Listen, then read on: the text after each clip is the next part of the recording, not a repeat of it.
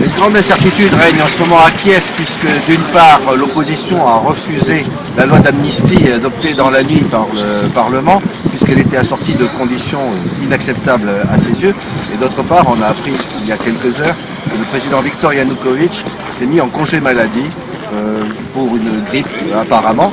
Le problème étant qu'ici personne ne croit vraiment qu'il a croisé un mauvais virus et se demande si ce n'est pas une manœuvre, une manière de gagner du temps par exemple, pour ne pas signer les décrets d'application de cette loi d'amnistie qui au demeurant est inacceptable pour l'opposition puisqu'elle exige, ce qui à vrai dire est un peu logique pour un État qui voudrait rétablir son autorité, cette loi exige l'évacuation de la place Maïdan et des boulevards alentours. C'est pour ça qu'elle a été surnommée une loi de preneur d'otages, c'est-à-dire que l'État a pris en otage des manifestants et ne les relâchera que contre un recul de l'opposition.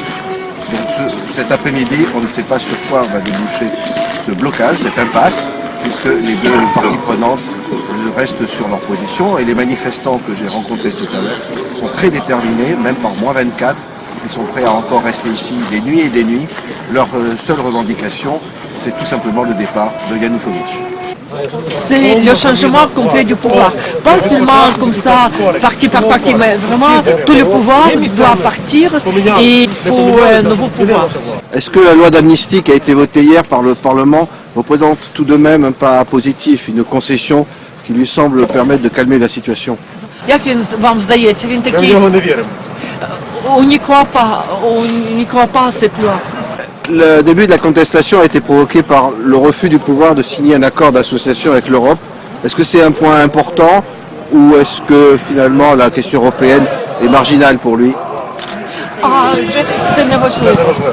Ça n'a pas beaucoup d'importance, ça n'a pas d'importance maintenant. Cette grippe soudaine de Yanukovych ajoute en tout état de cause une impression de flottement du pouvoir, puisque le président a dû hier se rendre à la Rada pour tenir ses troupes, puisqu'une cinquantaine de députés de son propre parti étaient en train de se déclarer prêts à voter une loi d'amnistie sans condition. Donc il a dû intervenir, livide paraît-il, ce qui est plutôt un signe de faiblesse, comme quoi ses troupes commencent à se poser des questions, d'autant plus que les principaux hommes d'affaires du pays, les oligarques, ont dit qu'ils étaient opposés à toute solution violente et qu'ils cherchent une sortie de crise institutionnelle.